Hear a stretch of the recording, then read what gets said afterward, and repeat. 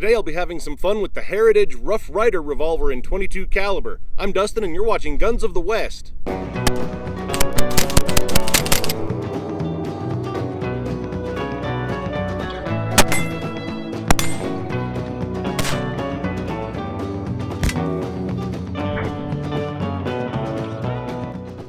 Well, first, why don't we just take a good close-up look at this Heritage Rough Rider revolver here. Now, I'll be honest, when I first saw this one, I did not like the look of it at all. These grips, I believe Heritage calls this their camo laminate grip. You can see it's got purple, green, orange. It's a little funky in my opinion, especially this side seems a little more pronounced than the other side did. But my wife really loved it. Every time we were in a gun shop or we'd see it online, she was really drawn to this, and I'll be honest, over time, it just started to grow on me, and for the price of Heritage, I decided I would just pick one up. I think I paid maybe $150 or $160 for this. That's one thing I love about Heritage. They're not expensive at all.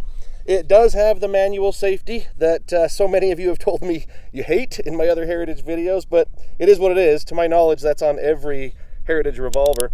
It's not a complicated safety. You can see right now it's on fire. You can see the little red dot. But if I lift this up, watch right down in here under the hammer, it's just a little hammer block bar that pops up into place. That's what that little line is. So now as the hammer goes forward, it's blocked from the firing pin. I could dry fire it like that, not going to do anything. But when that's down, now the hammer can come down and contact that firing pin and fire the gun. Other than that safety though, this gun works just like a Colt single action Army. Now I won't say it's as smooth, but it works just the same. And they even have the 4-click hammer, even though this one, if you listen close, the 4th click is almost 2. 1, 2, 3, and then that last is a double. So this is actually 5, but a lot of the Heritages do sound more like a 4. And to release the cylinder to turn, it comes back 2 clicks to the half cock, just like on a Colt single action Army. And listen to this. Good clicks where each chamber is. If I lift the loading gate up, that puts each one right in place for loading your cartridges or using the ejector, and you can see that protrudes out just like on the Colt single action Army. I really like those good clicks, unlike on, say, the Ruger Wrangler, which a lot of people prefer over this gun. But on that one, even without moving the hammer, you just open the loading gate and the cylinder free spins in both directions. Makes it harder to line up your ejector and keeps it from, staying stable while you load it. So I actually prefer the Heritage, honestly. I even like the more classic look of it. What they've done here, you can see this is a different color on the frame than it is on the barrel and the cylinder. And Heritage says what they're trying to do there is simulate the color case hardening that would have been on a Colt single action Army. Obviously that's not what color case hardening looks like, but I do like the contrast that it gives against the cylinder and against the barrel. Well, now that you've had a look at it, why don't we get it loaded up? I'll show you how that procedure is done. Hammer comes back to half cock position, again freeing the cylinder. And I will go ahead and just load all 6. You can do the cowboy load on this, which is never a bad thing. It's a good habit, but I am out here just on the range and going to shoot right away. Plus, we do have a manual safety on a Heritage Rough Rider. Strange though it is to some of you, I know. Get the last few loaded here. That's all of them. Close the loading gate.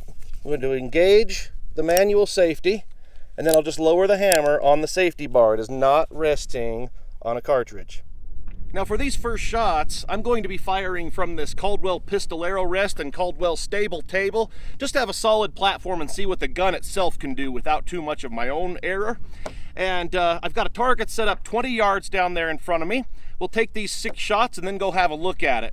It's a little windy, so hopefully that hanging target will hold somewhat still for me. Let's take the safety off. I think all my other Heritage videos I've forgotten to do that. And let's see how we do here.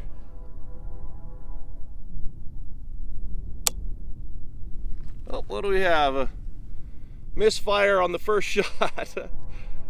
It is .22 long rifle bulk ammo.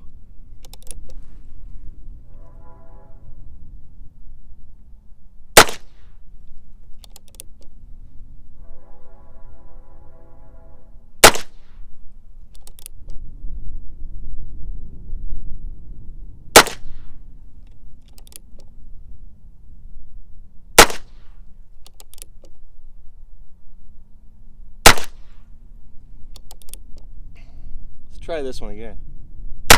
There it goes.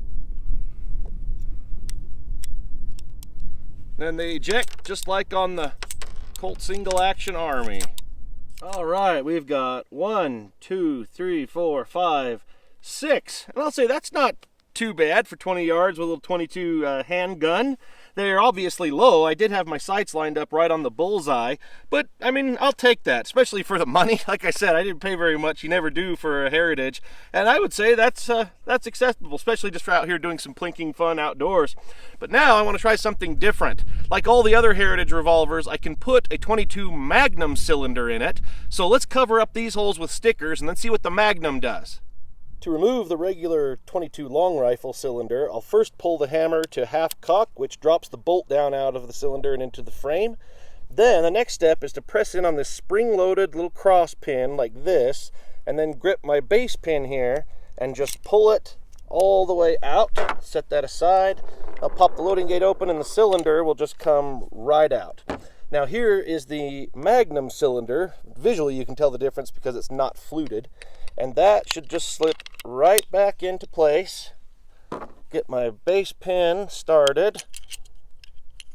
Oop, and get a hold of it. It's a little oily.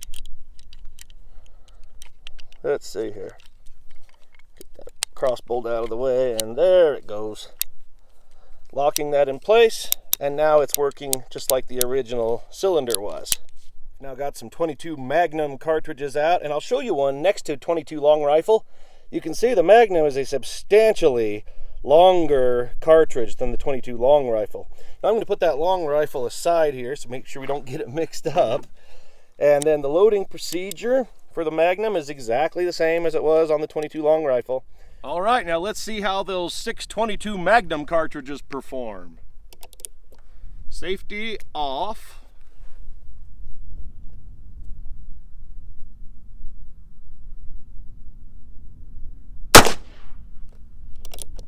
That looked like it was also low.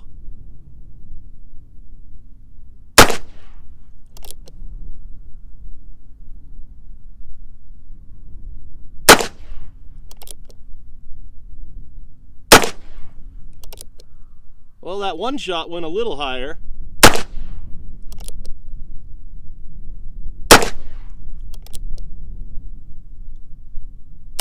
Oh, so to every one of them. 1, 2, 3, 4, 5, and 6. Let's go have a look at that target. 1, 2, 3, 4, 5, and 6. Now, this is interesting, and the reason I say that is because with most of my Heritage revolvers, if you load Magnums in them, the Magnums usually shoot much closer to point of aim than the 22 long rifle. This group, I guess you could say the overall group is a little closer to my point of aim, but not much. It shot almost like the other one did. So again, interesting results, but honestly, I'm not disappointed with this. For a sub $200 22 caliber handgun from 20 yards, I'll take it. Now in this video, I want to try out something a little new and fun with you. Most of you who watch this channel are familiar with the carbonated bandits of the high fructose gang, and you may notice they do not have faces on them today. What is the significance of that, you may ask? Well, I was too lazy to draw them, but the faces are not the point today. You can see it has an unusual lid on it. These are called Umarex blast caps. Inside the lid, and it's a very thick, durable lid, there's a membrane in there, and on the top it's got a little hole like the inflation hole on a basketball. So then you can put an inflation needle in there and increase the air pressure inside the bottle. Now, if you buy these Umarex blast caps, I'll put a link to Amazon where I bought them in case you're interested. I'll just look down in the description for that. But if you buy them, be careful. They do come with a safety net you can wrap around the bottle, so if it does explode, at least it'll stop most of the shrapnel, but you'd be doing this at your own risk. Now, I'm just going to blow these up to 90 PSI, which is pretty inflated, pretty pressurized. And then I'll set 4 of them up on the hill, and I'll just stand shooting them freehand from about 10 to 12 yards. Whoa! That's definitely a bit more dramatic. Let's try again.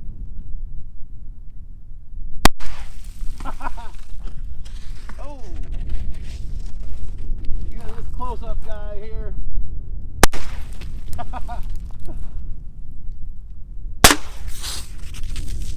Well, I really hope you enjoyed watching this video today of the Heritage Rough Rider revolver as much as I enjoyed making it for you.